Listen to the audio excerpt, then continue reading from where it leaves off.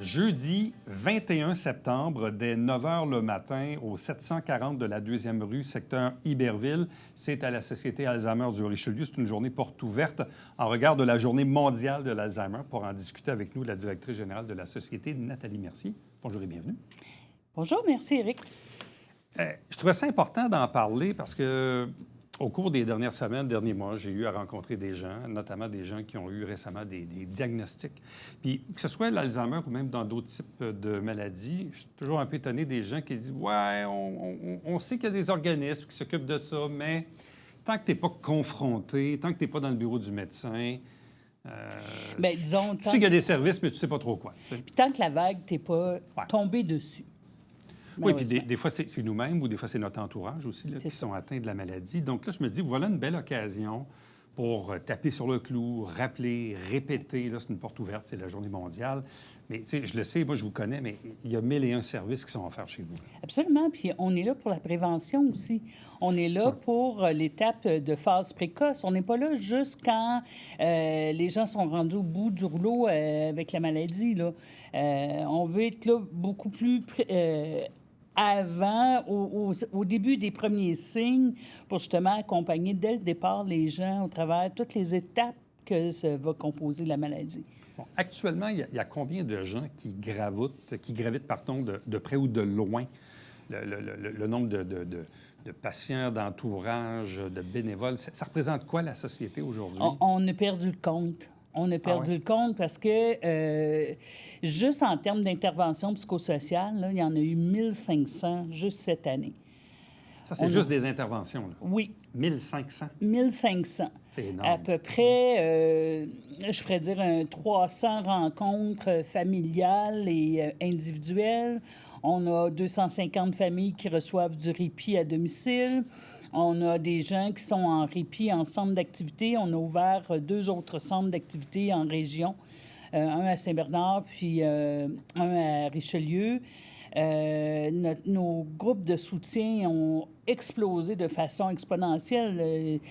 Il y a 2 ans et demi, 3 ans, quand je suis arrivée, on parlait de 9 groupes de soutien par année. Cette année, on en prévoit 34.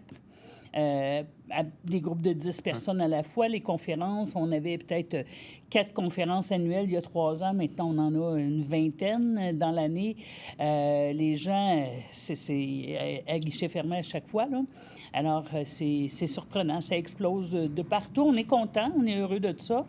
Mais il faut être encore plus présent en phase précoce de la maladie et même en prévention de.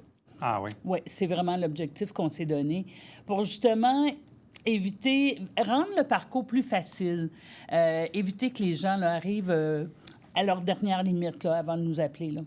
Des fois, on a commencé à avoir des gens là, qui déposent une personne atteinte à nos bureaux puis ils disent, là, je suis plus capable, occupez-vous-en, moi. Ça va jusque-là? Ça va jusque-là. Ça va jusqu'à... on envoie des ambulances à la résidence en disant, faut aller sortir la personne qui est atteinte parce que là, ça va exploser dans la famille. Et là, le CLSC va intervenir que la personne atteinte ne pourra pas revenir tant aussi longtemps que les ressources n'auront pas été mises en place là, pour aider la prochaine danse. Mais c'est triste, en quelque part, quand on regarde, on se dit, bon, il y a des familles qui sont confrontées puis qui sont parfois à bout de nerfs, à bout de fatigue, à bout de ressources, ne savent plus où cogner, puis là... Bien, la maladie d'Alzheimer, c'est comme un enfant, hein? C'est 165 heures dans une semaine. Ça prend pas de pause, là. On peut pas mettre dans le tiroir en disant « OK, je vais sortir plus tard ».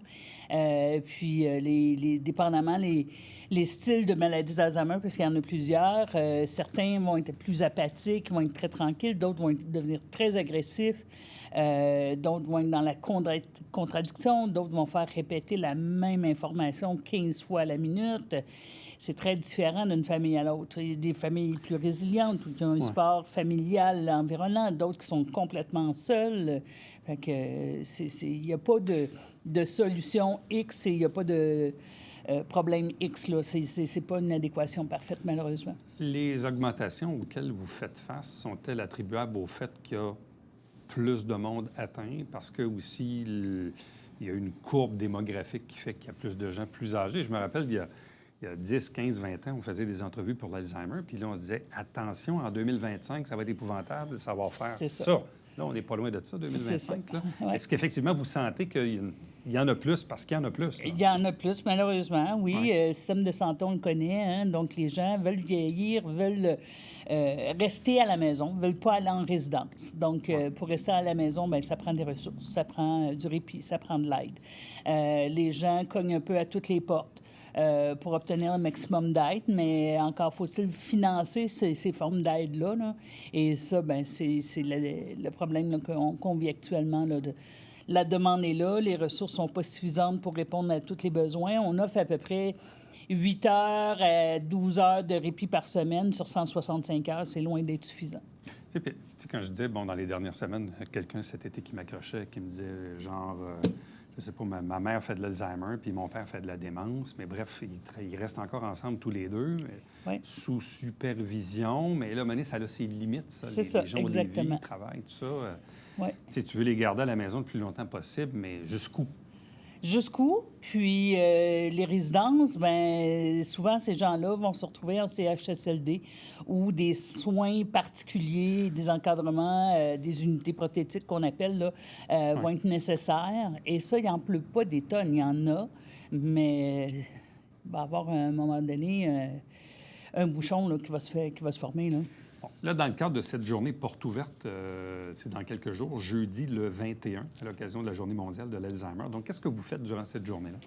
Bien, premièrement, on veut démystifier notre rôle. On veut démystifier qu'est-ce qu'on fait à la Société Alzheimer. On ne fait pas que du répit. On fait de la formation, on fait de l'accompagnement, on fait de l'intervention. On va développer là, incessamment beaucoup de nouvelles activités. Ça peut être de la musicothérapie, de danse-thérapie. On va avoir un service de prêt de jeu adapté pour les personnes qui sont atteintes de la maladie d'Alzheimer, etc., etc. Ce qu'il faut comprendre, c'est pas parce qu'on est atteint de la maladie que la vie est finie.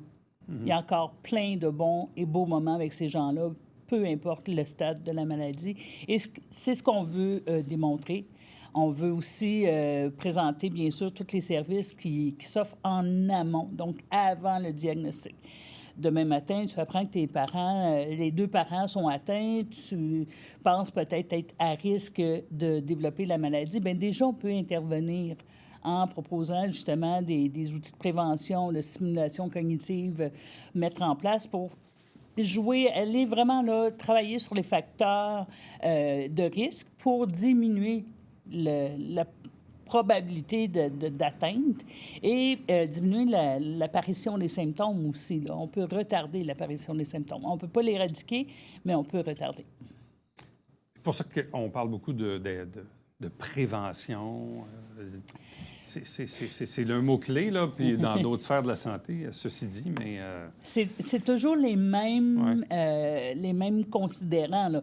Que ce soit prévention, gestion du stress, le sommeil, saine alimentation, exercice physique, aller à l'extérieur, oxygéner son cerveau, c'est tout le tabagisme, l'alcoolisme, l'usage de médicaments. C'est la même chose, peu importe la maladie. Donc, c'est là où on prend toute l'importance. Puis, on parle de stimulation cognitive. Bien, c'est quoi ça, de la stimulation cognitive? Bien, c'est d'ouvrir notre cerveau à de multiples intérêts. C'est faire de la lecture, c'est d'aller au théâtre, de comprendre ce qui se passe devant nous, c'est de continuer à aller danser, même si on ne se rappelle plus du pas. C'est pas grave de danser, c'est une activité physique, c'est ludique, on socialise. Le problème majeur chez les personnes atteintes, c'est qu'ils vont s'isoler. Et les personnes proches aidantes vont être gênées d'amener une personne atteinte parce que les gens vont avoir une petite réserve. Et là, ben nous, on veut une société inclusive parce que, malheureusement, comme tu l'as nommé, la population vieillissante et des personnes atteintes vont en avoir de plus en plus. Donc, c'est pas de les mettre sur le côté, mais plutôt d'apprendre à vivre avec ces gens-là et à continuer à les rendre heureux, là. C'est des êtres humains comme n'importe qui ont le droit d'avoir encore de très bons moments. Quand les personnes atteintes ou leur entourage, évidemment, qui les accompagnent dans les bureaux de médecins, lorsqu'ils obtiennent ce fameux diagnostic un peu terrible, est-ce que déjà, sur place, est-ce que les médecins, les infirmières commencent à leur transmettre de l'information, les invitent à vous appeler, à De prendre plus en contact? plus. Oui. De plus en plus, c'est sûr que c'est un travail acharné et de longue haleine.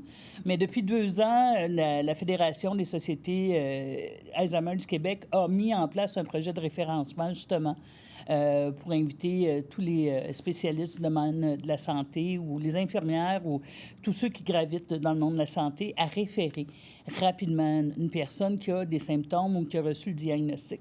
Sauf que au moment où la personne reçoit le diagnostic, c'est déjà trop tard. C'est là où les symptômes sont très éloquents, sont très apparents. Ah oui, au moment du diagnostic. Oui. Parce qu'avant, on se dit, ben, j'ai des troubles de mémoire, je commence à mélanger des choses. Par le temps, qu'on prenne conscience que, oups, ça devient récurrent, ça devient problématique, là, de trouver un médecin de famille qui va faire les premiers tests, qui va trouver le médecin...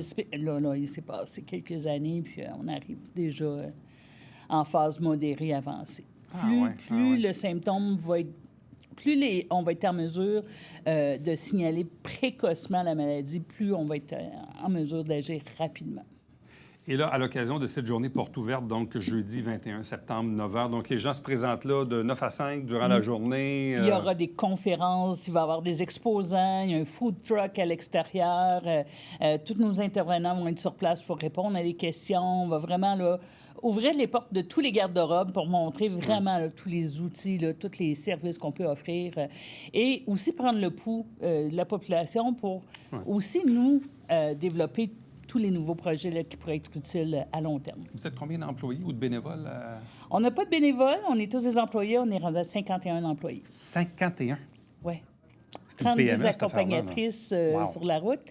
On a à peu près 10 animatrices en centre d'activité, à peu près 10-12 personnes bureau administratif. C'est une PME, là. C'est une PME. C'est une petite PME, là, 50 employés. Nathalie Mercier, merci beaucoup. Donc, Journée mondiale de l'Alzheimer, porte ouverte à la société, secteur Iberville, 740 2e rue. C'est jeudi le 21 dès 9 h le matin. Merci beaucoup. Merci, Éric. Restez avec nous. On vous revient après ceci.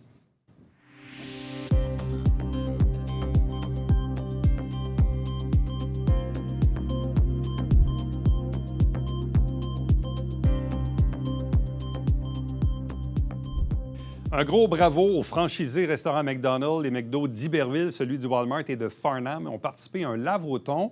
C'est une des premières activités bénéfices pour le futur centre de cancérologie de l'hôpital du Haut-Richelieu. Donc, bravo. À demain.